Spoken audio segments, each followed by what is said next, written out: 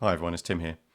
So occasionally I get questions regarding how we run our air-to-air heat pump heating system over the winter, and then I get follow-up questions asking me whether I think it's worth boosting the temperature of our heating overnight during the cheap Octopus Go period, for example. So what they mean by that is because it's super cheap overnight, is it worth running the heating, warm during that period to sort of preheat the house ready for the next day, and whether or not that would work out cheaper than just running it during the day when you're actually using the house, for example. Now, it's always been my position, and it has been an assumption. I'll admit that was not worth doing because you'd end up just using loads more power, more energy, for no particular benefit because the heat that you add to your house overnight would have leaked out by the morning anyway. So it wouldn't really help you. All you'd end up doing is just using more energy and not necessarily reducing the amount that you would need during the day. So that was always my assumption. Now that was based on nothing more than sort of just the observation that the temperature obviously drops in your house overnight if you don't have the heating on. So obviously a lot of heat is leaking out over that time, but that heat will continue to leak out during the rest of the day as well. So if heat's continually leaking out of your house, as it will, how long does that heat stick around for? And my hypothesis was that the heat that you add overnight is all going to be gone, by the day anyway. So it's not really worth it.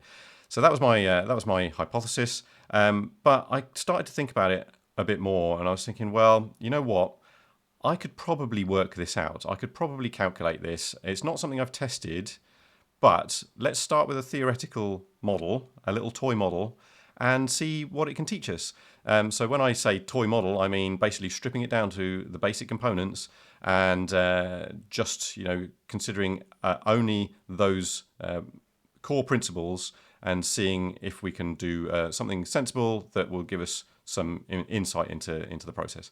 So that's what I've done, and I'm going to show you that model today. Now, bear in mind, it's going to get pretty heavy. I'm going to go into quite a lot of detail. So if that's not your jam, feel free to use the chapter markers to skip ahead to the relevant bits that you think might be relevant to you. But the answer, briefly, before I get into the actual modelling, is it's actually very interesting, much more complicated than I expected, and it turns out I may have been wrong actually.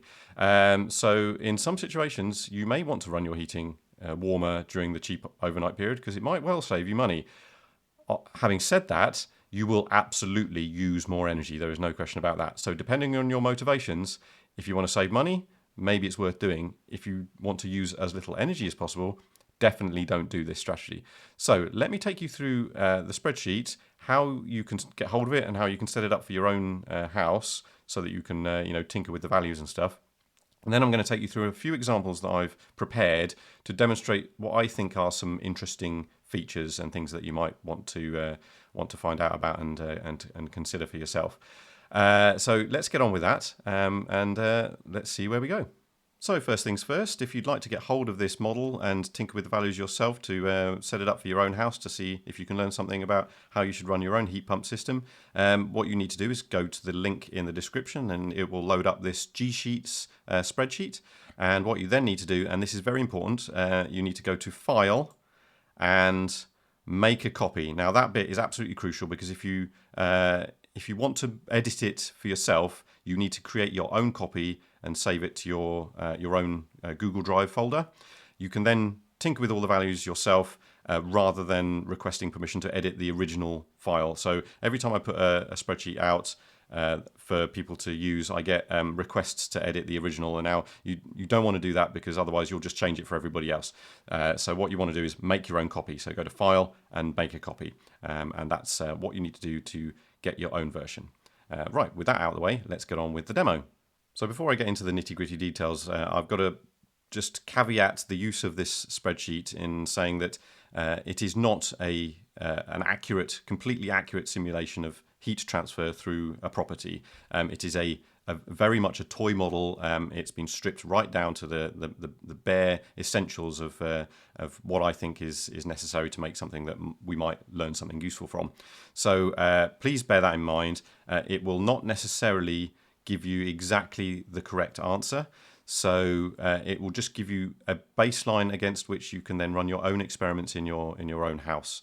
Yeah, just make sure that you've got that in mind. It is not going to tell you how to run your heat pump. You still have to use a little bit of thought about exactly what you should be doing and how you think it's best to run your heat pump.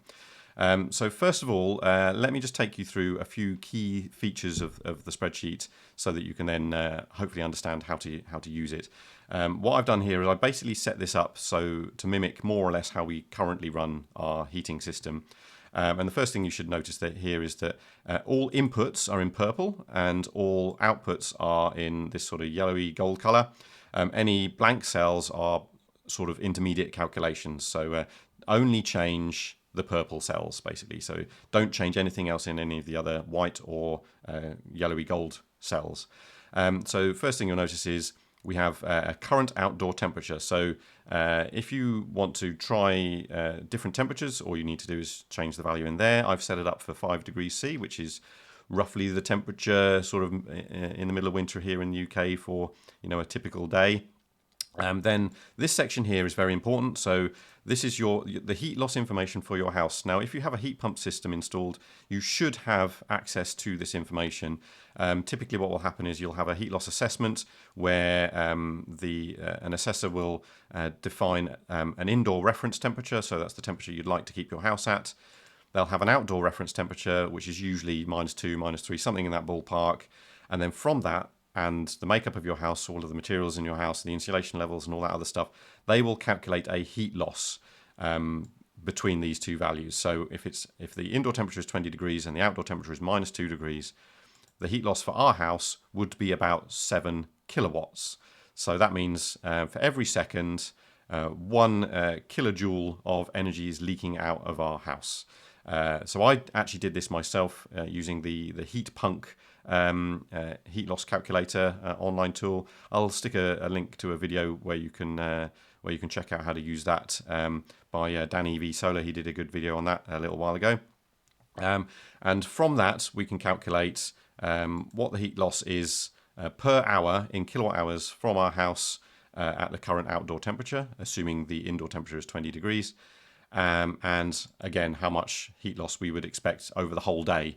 So at 5 degrees outdoor temperature, if the indoor temperature of our house was 20 degrees, we would expect to be losing 114 kilowatt hours of energy, heat energy, each day. So now, bear in mind, this is heat energy, not electrical energy, because a heat pump will often run at 300 or 400% efficiency. So the amount of electrical energy that you would need to input into your heat pump is going to be a lot less than this. So we'll come on to that in a second. We've then got a bunch of physics here. So brace yourselves. The first thing we start with is the volume of your house. So this is the way I thought about doing this was I'm going to consider a box of air, right? A box of air, the same volume as your house. So for our house, we have is about 10 meters squared and about 5 meters high. And so that gives a total volume of air inside the house of about 500 cubic meters. Now the density of air is about 1.2 kilograms per cubic meter, which means the total mass of air inside our house is about 600 kilograms. The heat capacity of air is about 700 joules per kilogram per degree. So that means that in order to raise the temperature of 1 kilogram of air by 1 degree, you would need about 700 joules. Right, got that? So that means the total heat capacity of the air inside our house is 420,000 joules for every degree that we want to increase the temperature by. But obviously houses are not just boxes of air. They have walls and furniture and people and all these other bits and bobs inside that also will need warming up.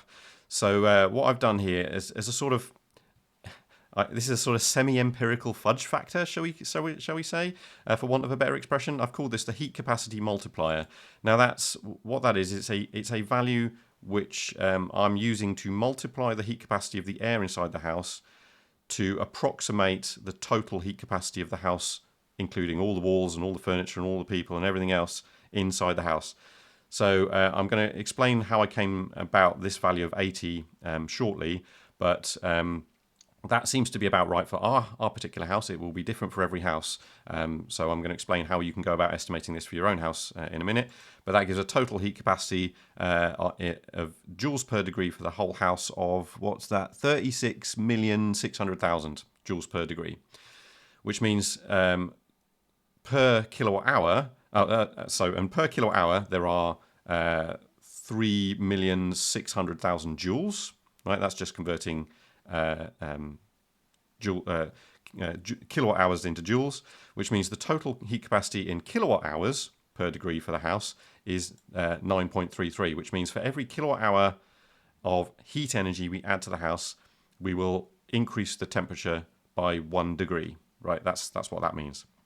So all of that is to say, this is a very long and complicated way of basically trying to work out how quickly your house will lose heat, because there are two key important features of what causes your house to lose heat at a particular rate.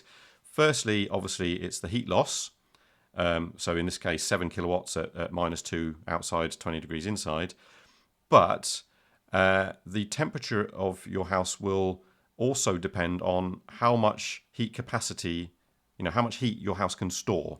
So let's say your house is literally a box of air, just air with some insulation around the outside. If it loses heat at 7 kilowatts, it's going to cool down extremely quickly because there's just not much heat stored in that air, right? Because air doesn't have a very high heat capacity. If you have a house with 8-foot thick rock walls like a castle or something, but it still loses heat at 7 kilowatts, it's going to lose heat. The temperature in your house, in that house, is going to drop very slowly, even though you're still losing the same amount of heat in total per minute. You're still losing the same amount of heat as you would with a box of air. The temperature is going to be much more stable because you've stored a load of energy in the walls, and everything else. So that's what this heat capacity multiplier is doing. That will give you a way of adjusting the speed at which your house loses the heat in combination with the heat loss, right? So this stuff should be fixed for your house, and then you will be able to adjust this value to fine tune it to what your house currently, how it behaves.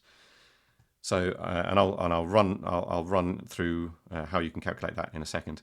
And then, of course, you've got your heat pump coefficient of performance. So I've just picked a pretty typical value of about 3.5 here. You can change it however you like, but that's a good baseline from which to start.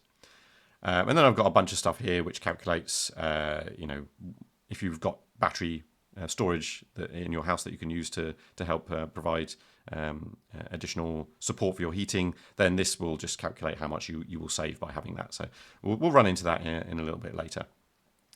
Then we've got a load of inputs here, which is how much heat energy you need to input into your house every half an hour. So we're working in blocks of half an hour. So let's take an example here. At midday, I'm adding, between midday and midday, I'm adding 3 kilowatt hours of heat to the house in this example. And then we've also got the tariff here, which for my purposes is Octopus Go. So 9p overnight between midnight and 4:30, and then 29.9p at all other times. And then there's a bunch of stuff over here, which I'm going to run through in a second, and then a chart which just shows you all of the various time series in this particular table here. Right, so this is the example of our house. And what you'll see is the heat input that I'm adding in this column here is represented by the blue line here. Now what I do is I simulate the heat loss and the heat gain once per minute in steps of 1 minute in this table here. So what I do is I transfer the half-hourly data from this input table over here into the minute-by-minute simulation in this table over here. So what I'm doing is I'm adding some heat into the house, and then I'm spreading that over each minute in this simulation here. So per minute, this will be 1/30th of the energy that I'm adding here. And then what I can then do is work out the heat gain from adding that energy into the house, and the heat loss based on the current temperature of the house and the outside temperature. So heat will leak out of the house at some proportion of this 7 kilowatts. So if it was 20 degrees inside and -2 outside, this heat loss would be 7 kilowatts. If we're at 5 degrees and the interior of the house is currently, in this example, about 18.3 degrees, we're currently losing heat out of the house at a rate of 4.2 kilowatts, because the temperature is a little bit lower in the house and the temperature outside is a little bit higher than the reference temperature, if that makes sense. Hopefully that makes sense. When we add heat into the house, that obviously increases the temperature based on this number here. Every 9.33 kilowatt hours of energy we add into the house, that will increase the temperature of the house by 1 degree, right? So we can combine these two things, the heat loss and the heat input, and we can then work out the temperature. So I'll leave you to have a look at the equations. They're hidden off the top of the screen here because I didn't think it was relevant to show that. But feel free to grab the spreadsheet yourself and see how I've worked that out. But what you can then see is based on the heat input, this blue line here, and the current temperature, this yellow line here, that will tell us what the heat loss currently is in kilowatts using this red line here. So that's just showing, you know, these time series here. And just for convenience, I've added the tariff as the green line here, so you can see where the off-peak period is. So just for reference, the heat loss, the temperature, and the tariff are all on the left-hand axis here, whereas the heat input is on the right-hand axis, just because they were on very different scales. So just to get them to show up nicely, that's why I put that on the right-hand axis there. So you'll notice that these values here, 0.2 kilowatt hours, that's the value per minute. That's how much heat is being added per minute in this particular simulation. It's not the value you add here, it's 1/30th of that, because we're going from half-an-hour blocks to 1-minute chunks. Just so you know, that's why that axis might not be necessarily what you expect. So you can see what we're doing in our house. This is a reasonable approximation of what we do. Currently, the heating comes on at 6 o'clock in the morning. We heat the house, we set the temperature, and the heat pump does its thing, and it works out how much heat to add to the house.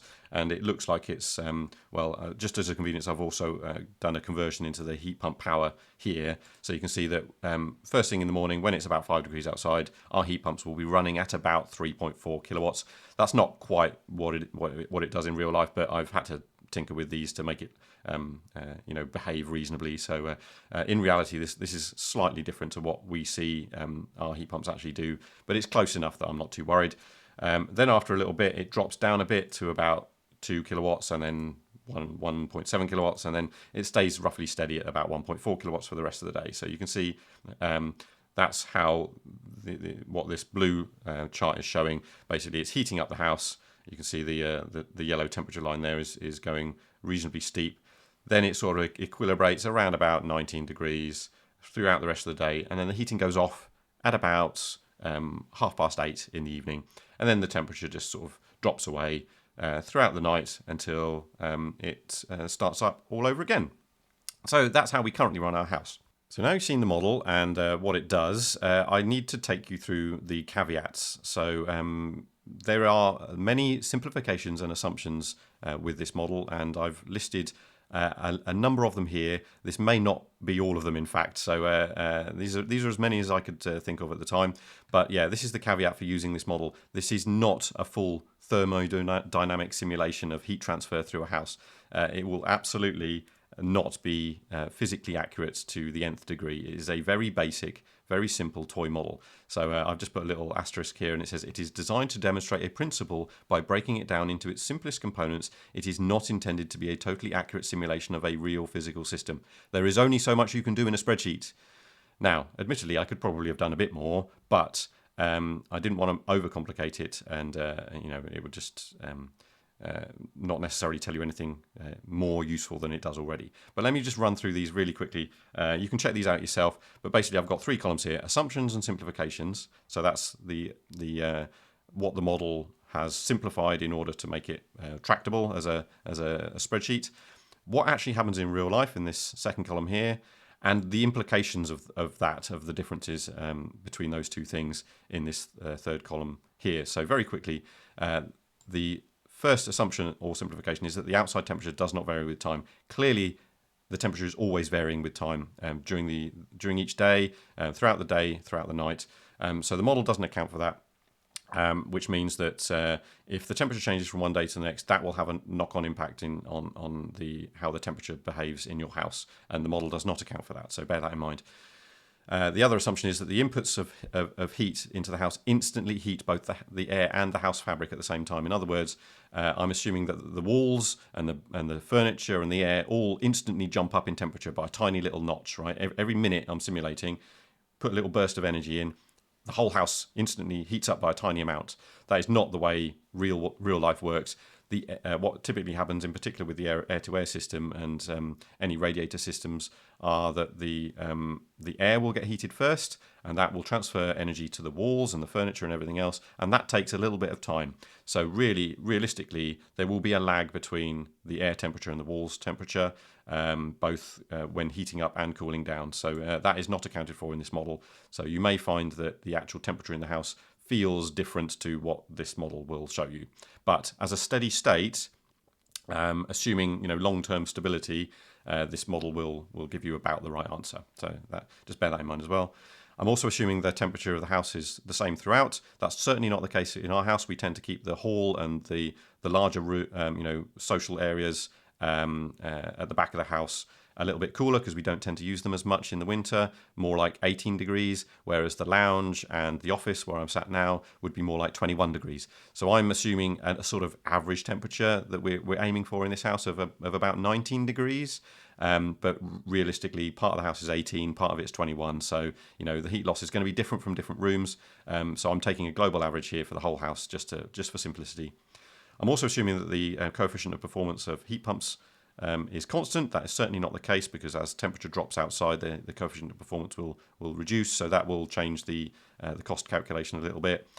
I'm also assuming that the model is adding little bursts of energy in 1 minute chunks, which certainly doesn't happen because obviously in real life the heating will be continuous and the heat loss will be continuous. But breaking it down into little steps of 1 minute just makes it the calculation a little bit simpler. I could, if I really wanted to, go down to 1 second and that would make it more accurate, but it really isn't worth doing that. 1 minute seems to be about right. So I've covered that in that one here as well.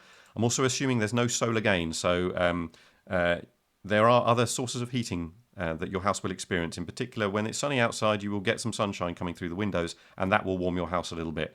I'm assuming in this model that there are no additional heat sources, so no solar gain, and no heat from any other sources, including appliances or even people. So people generate about 100 watts, so that will make a small contribution to the heating of your house.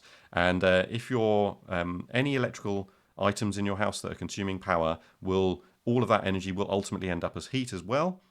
So let's say your house runs at a baseline of 200 watts or 300 watts. That 200 watts or 300 watts is also contributing heating to your house. So I'm ignoring that as well. So I'm ignoring solar gain. I'm ignoring any additional heating from other appliances and people. So bear that in mind. That means that the heat input that you will need for in this model will be slightly higher than what you would probably experience in real life. So you can account for that as well if you like. I'm also assuming that any adjustments for the battery storage in terms of saving, because you can charge your battery at off-peak period and use that to help support your heating. I'm not accounting for charging or discharging losses, so just account for that if you want to in how much capacity you need for your battery or how much you've got available for supporting the heating. I'm also assuming that the heat pumps don't have a minimum power level. So often you'll find that actually a heat pump heating system has a minimum below which it can't go. So let's say it's 300 watts. If your house only needs 200 watts, the heat pump will start cycling on and off. I'm assuming that doesn't happen in this model. So bear that in mind as well. And I'm assuming that this is only applicable for simple tariffs like Octopus Go, which have a single off-peak period overnight and a day rate for the rest of the day. This calculation for the cost and everything else will not work particularly well for more complicated tariffs like Flux or Cozy. If you've got one of those two tariffs, so bear that in mind. You may need to do a little bit of adjustment to the spreadsheet to calculate it for yourselves. It's a bit more complicated, so yeah, just bear that in mind. I'm also assuming that the air density is constant in my calculation of heat capacity. That's not really going to make much difference. Don't worry about it. The vast majority of the thermal capacity of your house is in the walls and the furniture and all that other stuff. So this isn't going to make a big difference. But yeah, this list is here just for your reference. If you download the spreadsheet, check that out. There's probably a bunch of other assumptions I've forgotten about. So with all that out of the way, apologies for going through all that in tedious detail, but yeah, I don't want anyone coming at me afterwards saying, oh, I set up my heating based on your model and it doesn't work in that way at all. Well, yeah, life is very much more complicated than simple toy models like this. So this model is designed to teach us the principles and show us what might be important rather than giving us a 100% accurate answer. So with that in mind, let me show you how you can work out the heat capacity multiplier for your own house. Okay, so here we are back on the main calculation tab, and what we're trying to do now is work out what this value should be, this heat capacity multiplier, what that should be for your house. So every house is going to be different. So you might have a timber framed house which would have a low heat capacity multiplier, or you might have thick block walls which has got a really high thermal mass, which would require you to have a very high heat capacity multiplier. So what we're going to do is we're going to do some observations and tinkering with this value to see what happens to the temperature inside our house once we've shut off the heating. So what I've done here is I've set up this example where we've got no heating going into the house at all. We've got 5 degrees outside, and we set the initial temperature at midnight as 20 degrees C.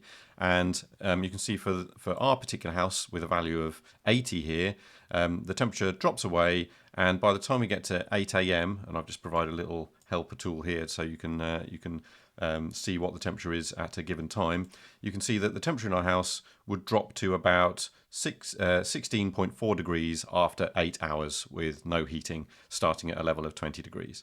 Right, so that seemed to be about right for what I was seeing with our house.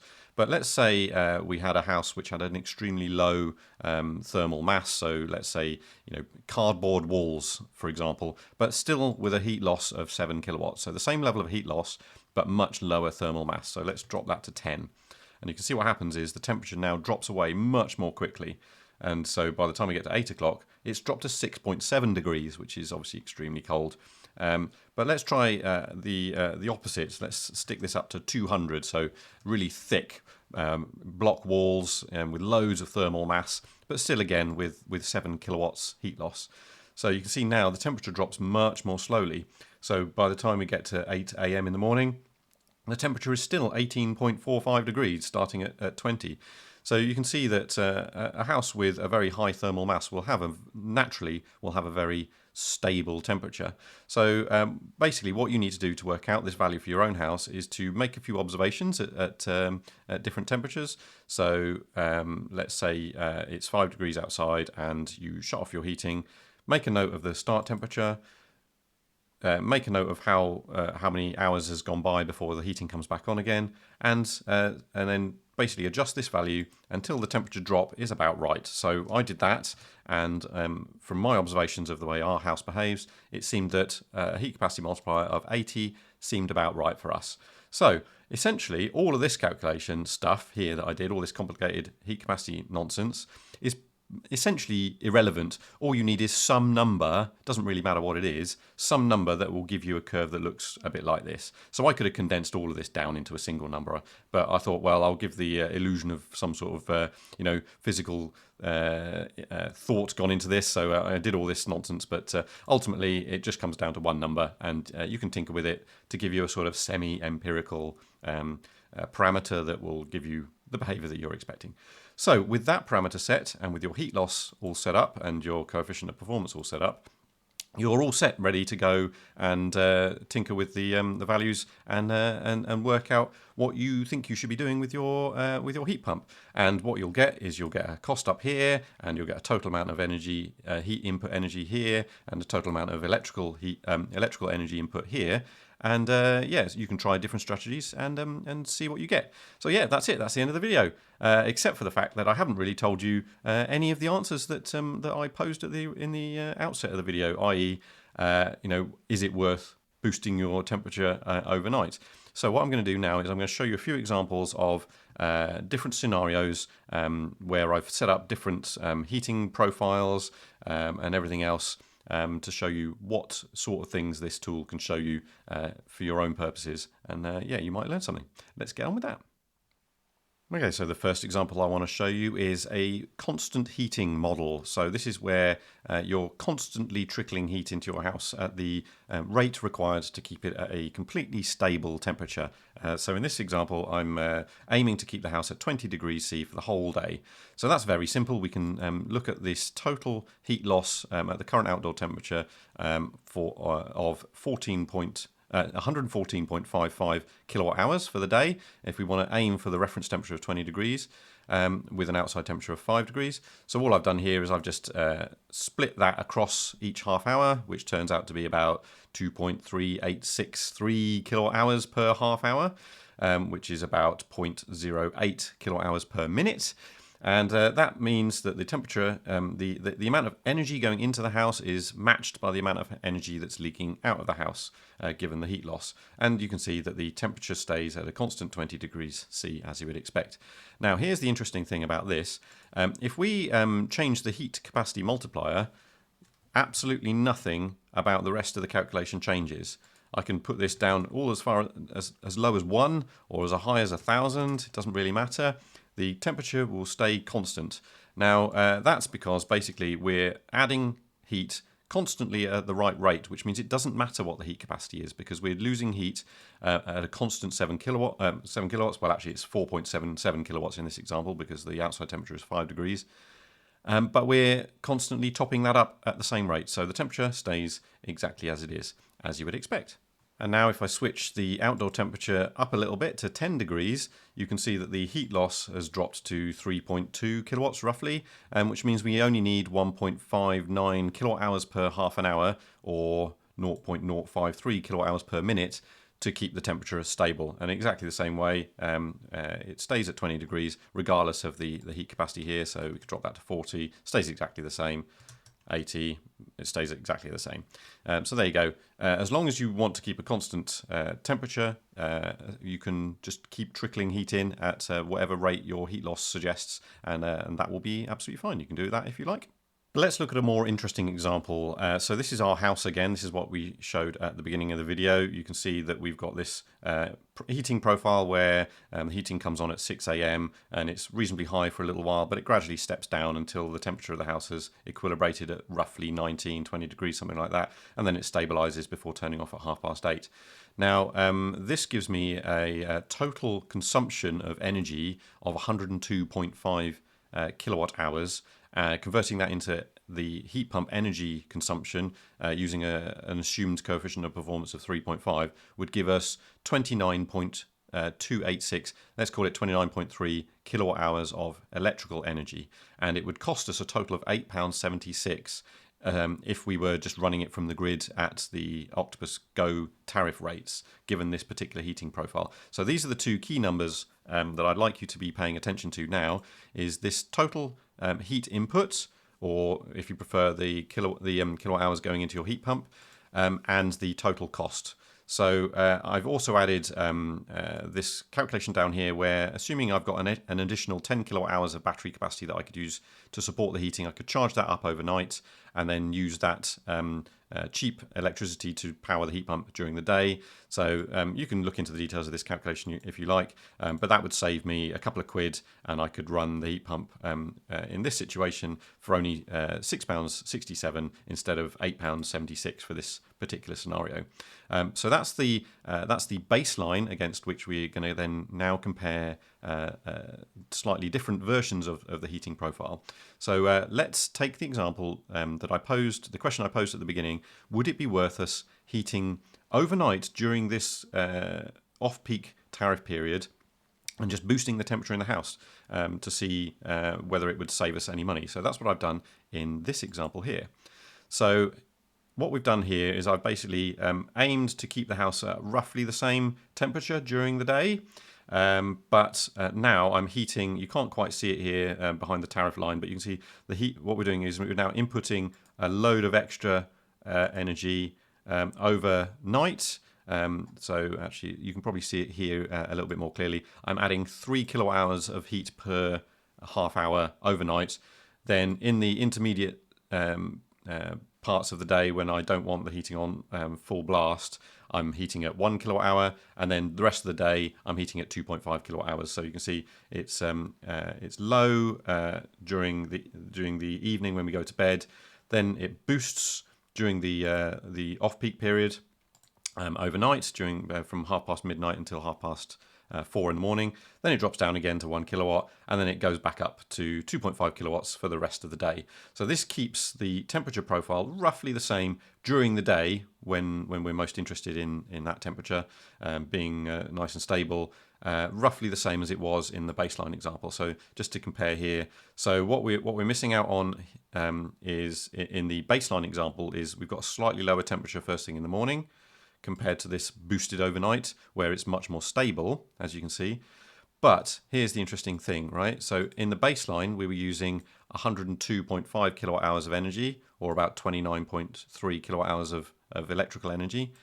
In this scenario, we're using 31.143 kilowatt hours of heat pump. So what's that? That's about nearly 2 kilowatt hours extra, so slightly more energy used to run the heat pump. But here's the interesting thing: the total cost in this scenario, where we're boosting overnight, £7.88 versus £8.76. So we're actually saving ourselves nearly £1, not quite £1, but yeah, just about £1's worth of electricity, even though we're using more energy to actually do the heating, because we're heating at 9 pence overnight instead of 29.9 pence during the day. So here's where I'm going to have to admit that I was wrong. It turns out that heating overnight, boosting the temperature overnight, does appear to, on the face of this model, obviously bearing in mind all the caveats that I mentioned earlier, does appear to save a little bit of money. It's not tons, but it is a little bit. However, you are definitely using a little bit more energy. So I can explain the reason why you're using more energy by the fact that you're actually keeping your average temperature a little bit higher. So you can see here, this temperature is way more stable than this temperature here. And what I've done, I've also added a few little helper columns, helper cells up here, where I can measure the end temperature at midnight. So you set up the start temperature here. It can then tell you what the end temperature is there. So basically, you tinker with this until you can get those to match. Essentially, it's a little bit of mucking about until these numbers are about right. So yeah, it's not the most user-friendly. Apologies for that. This is not how you would run your heat pump. Normally, what you would do is you'd set the set point temperature, and the heat pump would figure it out for itself. So I've made some approximations as to how I think a heat pump would run given a set point temperature. So for this example, we would have the set point temperature at 1920 during the day, and maybe you'd set it to 2021 overnight. That's what I'm imagining you would actually do in real life here, and the heat pump would go ahead and figure out how to do the heating for you. So yeah, what I'm assuming is you would enter what you think is reasonable in this column, based on what you probably would experience in your house, given the set point temperatures and that sort of stuff. So yeah, it's not the most user-friendly. Apologies for that, but it works just fine. So yeah, let me just move this back down here so that it's away from my face. Yeah, what I'm saying here is that because this temperature is more stable in this example, the overall heat loss is higher than in my baseline example. So keep this red line in mind. You can see it's hovering around there, pretty stable, because the temperature is very stable, so the heat loss is about constant. But going back to my baseline, you can see this dip here. So overnight, because the temperature in our baseline has dropped relative to the boosted version that I showed a second ago, the heat loss is a bit less overnight, which means we need less energy in total during the day. So that's why this total value here, 29.3 kilowatt hours of electrical energy, is slightly lower in my baseline compared to the boosted overnight temperature scenario, where we've used a couple of extra kilowatt hours because the overnight heat loss is a little bit more. So that's just a factor of physics. You know, the bigger the temperature difference between inside and outside, the larger the heat loss. It's as simple as that, which means you're going to have to add more heat into your house to get the temperature back up. You know, if you're losing more energy because the temperature is higher, you have to add more energy in. That's why that's happened there. So with that in mind, you can see if your motivation was to save money, yes, boost the temperature of your heat pump during the night. If your motivation is to save energy, total amount of energy, then don't have your heating running overnight, because you will use less energy, but it might cost you a little bit more. So this is the trade-off, right? So there's a third motivation that you might have, which is I want to be as green as possible. So that's one of my main motivations. So it's not completely clear which of these scenarios is greener, right? So bear in mind that when you're running your heat pump overnight, often it's the case that the grid is greener than it is during the day, particularly in winter. I've got another video actually that you can check if you click the link above my head, where I actually go into the details of grid's carbon intensity. And it typically shows that overnight is greener than during the day. This is one reason why the energy prices typically are lower overnight than they are during the day, because price is a good proxy for greenness, in case you were wondering, for various reasons. I'm not going to go into the details in this video. There are plenty of other videos out there if you want to learn more about that. But does consuming more power overnight in total, does that offset by consuming less energy overall in this scenario? I don't know, right? So in this scenario, you're using more peak energy, but less energy overall. So I need to go away and do a different set of calculations to work out which of these scenarios actually results in the lowest carbon intensity, if you're assuming you were drawing your power from the grid. So those three possible motivations will determine which scenario you should use in your heating plan. So if you're motivated by money, heat overnight. If you're motivated by energy consumption, don't heat overnight. If you're motivated by reducing your carbon emissions, it might be either of these, depending on the relative carbon intensity of the grid overnight and during the day. So that's something I'll have to come back to you on once I've worked it out, because that's a much more involved, complicated calculation. So so basically that's the answer for my particular house with a heat capacity multiplier of 80. But what if you've got a house which has, let's say, timber framed walls instead of like the block work walls that we've got? Well, let me show you. Okay, so this is an example of what I would think of as a timber framed house with a low thermal mass. So I'm assuming in this case that such a house, compared to our house with a heat capacity multiplier of 80, a timber framed house would have a heat capacity of about half, so 40. I've just picked out of the air. I don't know if that's accurate or not, but basically what happens now is I've recreated our situation where we don't heat during the night as our current baseline, and you can see that the temperature drops quite a lot more quickly. So let's go back to my my baseline example here for our house. You can see the temperature drops more slowly, and it reaches a minimum of 15.8 in this example before the heating comes on. In the low thermal mass house, the temperature drops quite quickly and actually gets down to about just about 13 degrees overnight. So you can see what I've had to do here is adjust the start temperature, the midnight temperature, so that it matches roughly the end temperature. This is what I was talking about, fiddling the numbers until it looks about right.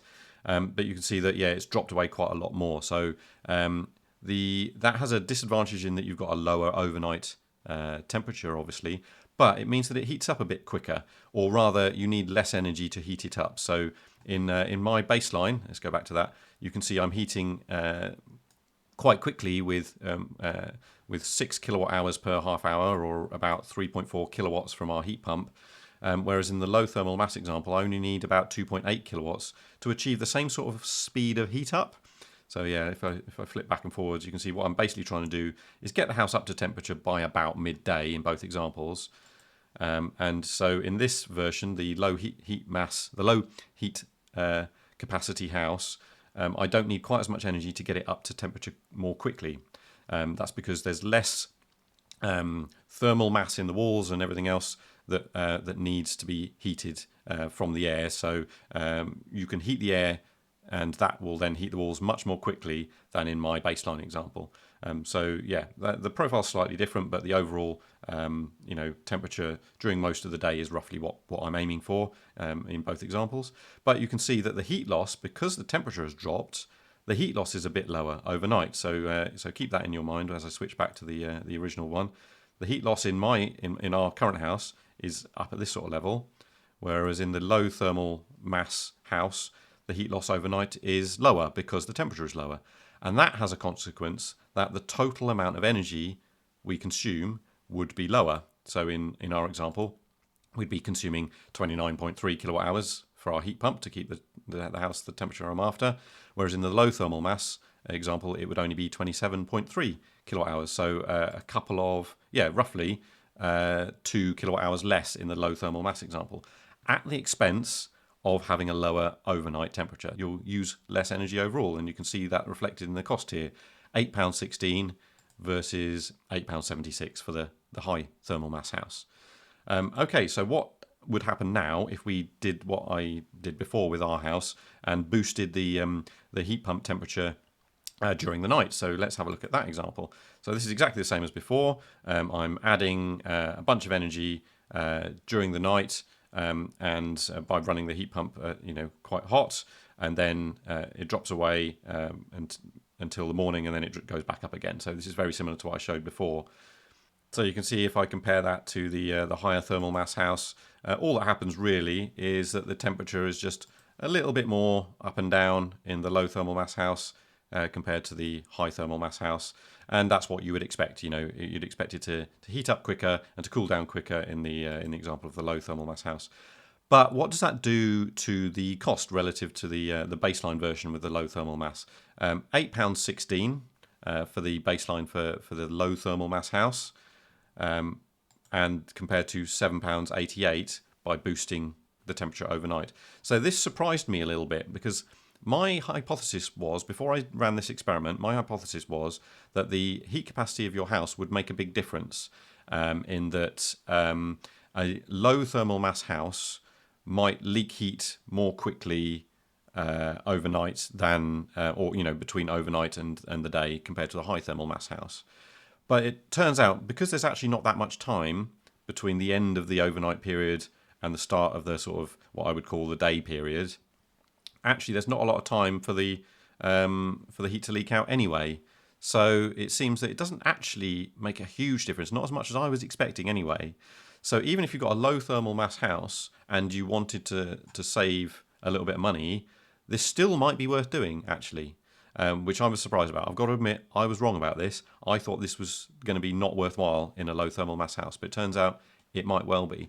But we've got the same situation as before with a high thermal mass house, in that you use slightly more energy. So let's compare the baseline for the low thermal mass house, 27.3 kilowatt hours for your heat pump, whereas by boosting overnight, you will use 31.14 kilowatt hours. So yeah, a fair bit more. What's that? Very nearly 4 kilowatt hours more. And just as a quick check, I wondered what difference the outside temperature would make to these calculations. So I did the same. I set up the same thing for our house in the baseline example, with a temperature outside of 10 degrees, and you can see that we're using significantly less overall energy. We've got 18.3 kilowatt hours here compared to 29.3 kilowatt hours in the 5 degree example.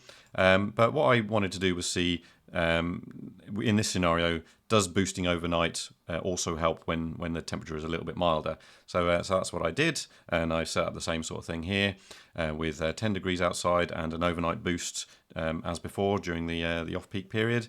And you can see, yes, again, we do use slightly more energy. We're going from 18.3 kilowatt hours up to 20.3 kilowatt hours, but we've gone from a cost of £5.47 down to £5.11. So yeah, we're definitely saving less by doing it that way, but we're still saving nonetheless at the expense of slightly more energy use. So yeah, it doesn't seem like the temperature, outdoor temperature, makes a huge difference to the strategy. It probably does once it gets up to sort of 15 degrees outside.